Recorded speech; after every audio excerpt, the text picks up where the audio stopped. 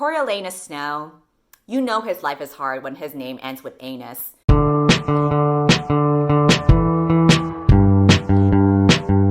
Today I'm going to be talking about all of the books I read in the month of July. This video has also been sponsored by Squarespace, which is the all-in-one platform to build a beautiful online presence and run your business. The cool thing about Squarespace is that it has a lot of powerful blogging tools to share stories, photos, videos, and updates, which are perfect for when you want to categorize and share and schedule your posts to make your content work for you. They have integrated analytics, social sharing, and email campaigns, and tons of other features. Plus, you can choose your very own designs to make sure that your websites are very aesthetically pleasing. If you're interested, you can head to squarespace.com/readwithcindy to save 10% off of your first website or domain using my code readwithcindy. The first book that I read in July was Dear Girls by Ali Wong, which is a nonfiction memoir that is written by a comedian who is most known for her stand-up specials on Netflix. She is that loud, very brash Asian American comedian that makes a bunch of titty and poop jokes all day. So she's basically like me, except she's actually funny. I really appreciate seeing female Asian comedians like Ali Wong and Aquafina, regardless of whether you find them actually funny or not, because they do have quite lowbrow and crass humor. I like that they are more visible in media now because it makes other crass Asian girls like me more normalized. It should not be a surprise or a turnoff when Asian women have crass or sexual humor because we are equally as perverse as everybody else. All of the prose within her book is essentially letters to her two daughters for when they grow up, and they cover different subjects from what it's like to be a working mom in a very male-dominant space like comedy, all of the very unpleasant and TMI details of dating, how she met her dad, a lot of poop jokes,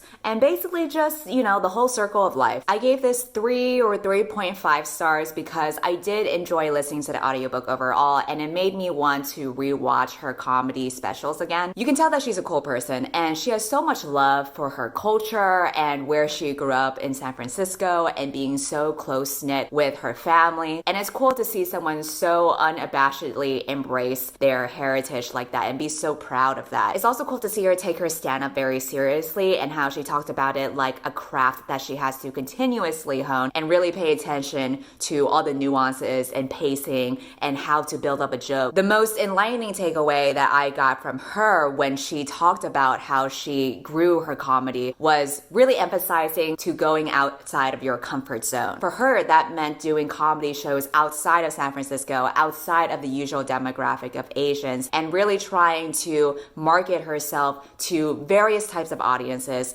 because by going outside of your comfort zone, that's how you grow as a person. It was interesting to see how she challenged herself in those ways. Behind all those poopy jokes, I think she's a very wise person. The reason why I didn't rate the book any higher is because I do think she has the potential to get even deeper, because I know she's smart. I know she can get really deep with all kinds of themes about what it's like to be an Asian pregnant woman in the stand-up comedy world filled with a lot of sexist men, and what it's like to be a working mom in general, and all kinds of other experiences that I know she could provide deeper insights to, which I guess is fine if she didn't want to go too deep into it. But if she had explored the themes in a more poignant way, then I would have rated it higher and it had been more impactful. The next book that I read was Middlegame by Shauna McGuire. This is kind of fantasy, kind of sci-fi. Not quite sure how to categorize it because it is a pretty unique story. It follows a pair of twins who are extremely intelligent, and since childhood they are pretty much prodigies. There's Roger, who is very skilled with words and languages, and then there's Dodger, his twin, who is obsessed with numbers and math and is a super genius. I know it's very stupid to have a pair of twins named Roger and Dodger, but there's like a whole point to it because they're not really human. They are a part of the set of experiments that were created by alchemists, and they made them purposefully appear like humans so that they can blend in with the rest of the world. So that's where the sci-fi part comes in, because there's an evil scientist and these twins have the power to destroy the world, and we follow them from childhood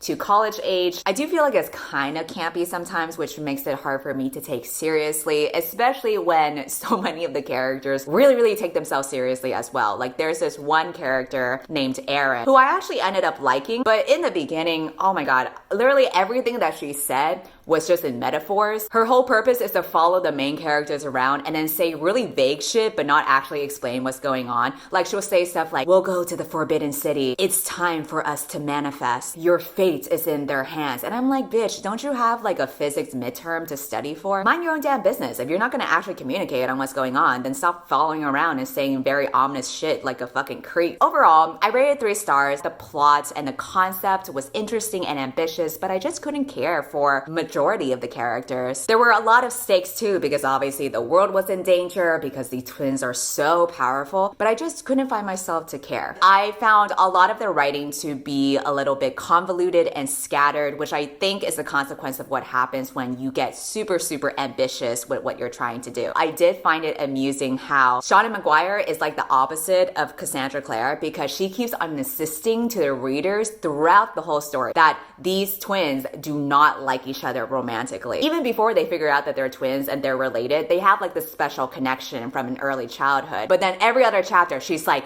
they don't like each other like that. They keep on insisting that they view each other more like brother and sister, and it is not romantic at all, and it will never, ever be romantic at all. And we are reminded of this like every 50 pages, and I just thought that was funny because Shauna Maguire was basically like, don't think that this is Cassandra Clare, bitch. After that, I read a Latinx and sapphic fantasy story called We Set the Dark on Fire. The setup for this is that there is a girls' school that trains distinguished young women to become either one of 2 roles in a very polarized society. But either way, the role is there to serve a man. Depending on what you specialize, the girl will either graduate as being a primera who runs her husband's household or a segunda who raises her husband's children. It's basically my nightmare in a book. But the incentive for being in that kind of system is having a life of comfort and luxury, because there's a lot of political turmoil and class division. So if you are married to a husband as a primera or a segunda, then you're basically just chilling. We follow the main character, who is the school's top student, but she has a secret, which is that her pedigree is a lie because her parents actually smuggled her in from outside of the wall. So she's not actually like a distinguished upper class girl like everyone else believes her to be. So her parents had forged her identification papers so that they could bring her to the school and give her a better life. The plot begins when she graduates and she has to marry this guy who is basically like a man-child. He was such a turnoff, but we'll talk more about that later. He's not relevant, by the way. Thank fucking God. She is asked to become a spy for the resistance group that is trying to bring equality to the society that they belong to. So then she has to decide between choosing the privilege that her parents fought so hard to get for her, or giving up everything that she worked hard for in pursuit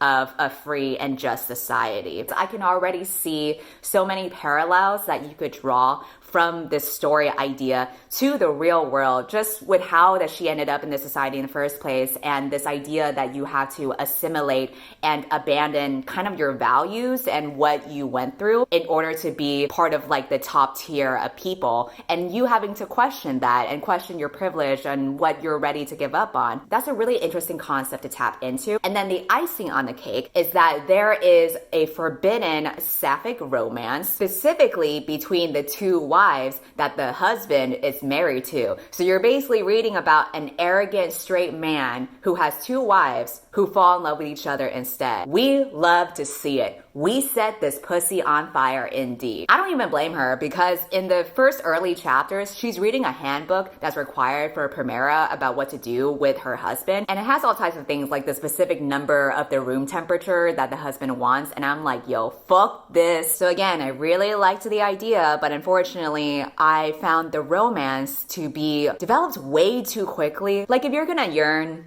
you need to develop it slowly and earnestly instead of jumping straight to it. Give us like the good stuff, but spread throughout the story rather all at once. Even the political stuff and the rebellion stuff was handled in such a flimsy manner. So basically the 2 strengths of the book, or at least the 2 appealing points of the book that I picked it up for, weren't really executed that well enough for me to enjoy it. And so that's why I ended up rating it 3 stars. The main character is supposed to be a spy for this rebellion group. Her spying is literally just conveniently overhearing other people's conversations. There's a point where she's able to overhear important conversations like 2 times in a row. And it's just like, how do people never catch her at it? How does she have fantastic timing every time. How are you going to be the main character of a rebellion and rely on maybe possibly overhearing all of these important conversations? Isn't that a little convenient? How is that sustainable as like an action plan? This is like the most passive form of spying ever. Who knew it was that easy? The last 1/3 of the book also kind of took a nosedive for me. The climax scene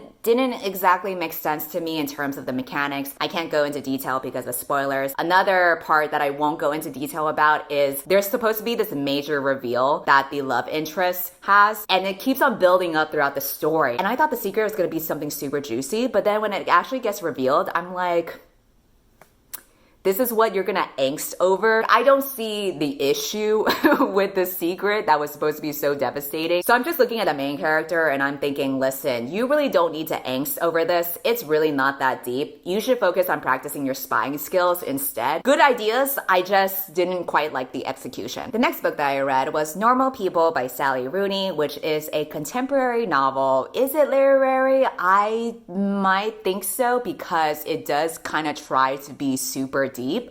I don't know if it is that super deep though, which is why I rated 3 stars. You're gonna see this trend for this whole video, by the way. I swear I'm not trying to be a picky bitch, but this month was kind of just like a big meh for me. The upcoming month in August, I have a couple of 4-star and 5-star reads. Please hang in there. Try not to think that I'm a very critical bitch because I really am not trying to be. There's hope to come in the future, just not in this month. Realistically, probably not for the rest of the year, but that's a global sentiment. It follows a love story between a boy and a girl. I know, such revolutionary content. The boy is a very popular and well-adjusted soccer player, and the girl is a very lonely and private and misunderstood person. He was a boy, she was a girl. Can I make it any more obvious? Avril Lavigne who? They first become connected because his mother works as the housekeeper for her mother. And despite their class differences, because they grew up together, they have had this unexplainable, deep connection that follows them throughout their lives. As we follow through the years, you see how they become connected with one another and then kind of stray apart from one another and then get back together again because their connection is so magnetic and irresistible that they will always be drawn back together. It is a complex story of what happens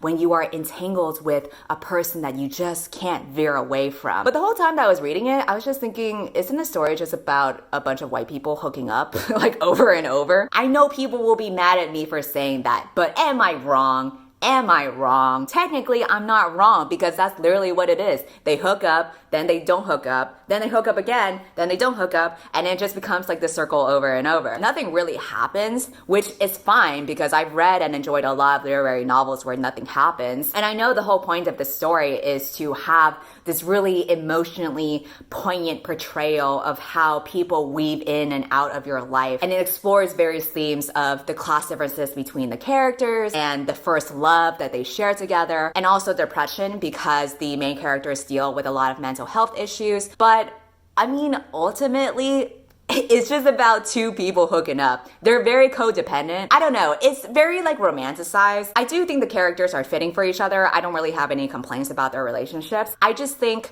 how is this adding anything new? Because if you look to your social circle, you could literally pick out any 2 of your friends who are hooking up over and over, and it would be the same story. You just put it under the lens of something very poetic and romanticized. So that's why I'm just kind of like, and like, we've seen this already. I could really just turn to my social circle or like go on Tinder and see the same shit happen. So unfortunately, there wasn't anything new that was brought to the table. The next book that I read was The Ballad of Songbirds and Snakes by Suzanne Collins, which is the prequel to the Hunger Games trilogy. This takes place in the 10th annual Hunger Games and follows President Snow before he was a president. He becomes a mentor for the 10th annual Hunger Games when he is a college student. It is very important for him to be a good mentor and win the games because he has fallen on hard times. The family that was once rich is not doing so well. The district that he is given is a girl from District 12, which is basically the lowest of the low. We follow him as he tries to navigate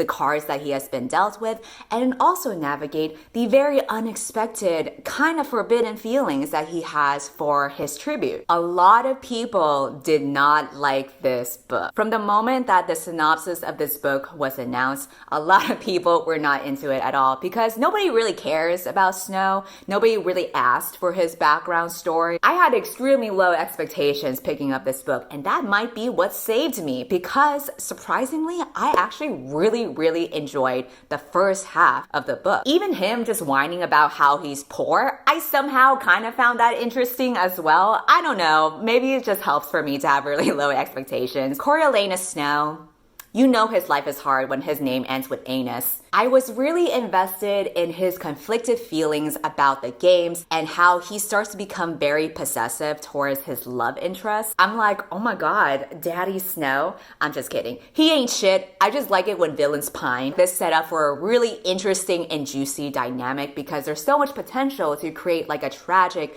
and dramatic and poignant story. And I don't think it's like romanticized because you know he's like a piece of shit and you know he's getting like way too possessive. That's part of like his character arc as he starts to dive into being this evil villain. I also found the tribute, Lucy Gray, to be interesting in the beginning that I read her because of how much potential that she had. I didn't mind that she was written as like a manic pixie dream girl because this was told from his perspective. He definitely is going to romanticize her as this ethereal young woman. I really would have hoped that she could have subverted some of the tropes, but she really didn't, which is a shame. And you know, I didn't even mind reading her in the Hunger Games. A lot of people were complaining that there was a severe lack of action in this book because the Hunger Games was kind of boring because you would view it from Snow's perspective and he wasn't in the Hunger Games, he was just watching it. But I didn't mind that either because action isn't super important to me. Honestly, Lucy Gray is just doing exactly what I would do if I were in the Hunger Games, which is to just hide the whole time. I made my friend Zach read it and he absolutely hated the book. He texted me saying, "Isn't it exciting how she manages to overcome her biggest challenges by just letting people die on their own? Strong girls for the win." And I'm like, you know what? At least I can finally be represented by a strong female character who just runs away and hides all the time, okay? That is true representation right there. Again, I just saw all the potential for it to be really spicy. I really wanted to root for the book, but unfortunately, when I got to the last third of it, that's when the story really took a nosedive. It ended up from spicy to lukewarm. It's like when you order Thai food and you ask for spicy, but then they don't actually give you spices at all because they don't think you can handle it. We can handle it. Give us the juice. But unfortunately, there was no juice. If anything, the last third was such a drag. It was very underwhelming because Snow flip-flops sides so many times and it seemed to come out of nowhere. I really wish that there had been more of a gradual transformation instead of just him literally running away from side to side. I really wanted to see how someone could get pushed to this corrupt and dark and evil side. But ultimately, in the end, he was really just like, I hate eating worms. I miss being rich. Life is hard. I'm gonna go back to my privilege. And I'm like, bitch, this doesn't make sense with the character that you were building up. From Daddy Snow to Deadbeat Dad Snow, we hate to see it. I want a gradual transformation from a guy with asshole qualities into a full asshole. And we did not get that full asshole transformation. That's why I rated it 3 stars. The prequel did really have a lot of potential, but unfortunately, it did not stick to its landing. And then the last book that I read was Tell the Truth and Shame the Devil, which is a memoir by Michael Brown's mother. If you don't know, Michael Brown is a black teenager who was killed by Officer Darren Wilson in Ferguson in 2014. His mom was not there when he got shot. His mom was not there when he died. And so she has a book that instead focuses on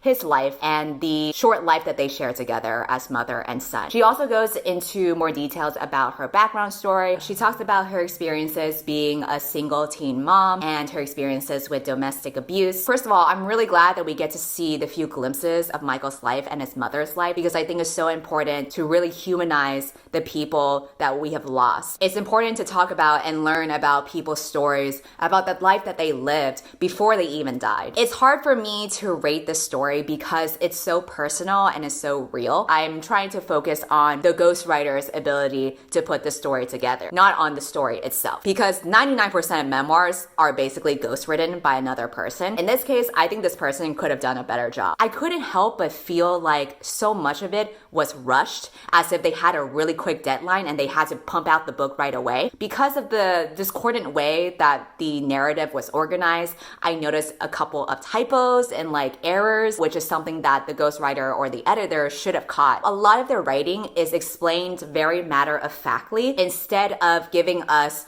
a deeper glimpse or insight into what the mom was thinking or what Michael Brown was thinking. And that's the whole point of memoirs, right? Because if you wanted to read about how someone grew up, you could read a Wikipedia article. But if you want to read about someone's psyche and their experiences and their emotions and their feelings, then that's what a memoir is for. I didn't get as much as I wanted from that. I really wish there had been a clearer focus on Michael's life to paint a picture of what he was like and his interests and his fears, because in the few glimpses that we did get of that, I was so engaged whenever Michael was brought up. I wanted to know everything about him, and I felt like we only got little crumbles. There would be mentions about how he was really interested in computer programming. I want to know, how did he learn how to put those computer parts together? How did he become interested in computers in the first place? All those details and stories about what he liked, what he didn't like, his experiences, it would have helped make us know him better beyond the tragedy that happened. It would have honored the life that he lived, because we would get to know what kind of life he lived. And the reason why it's important to talk about that stuff and all the plans he had for his future is so that it shows how his mom and him sacrificed and invested so much into his life and into his future, and it got cut so short. And that is a big fucking injustice.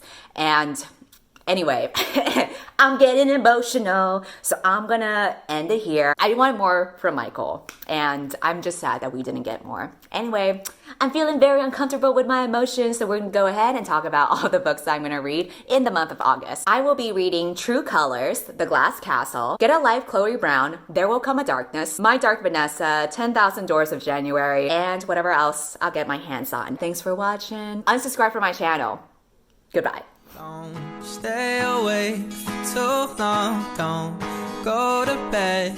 I'll make a cup of coffee for your head. I'll get you up and going out of bed.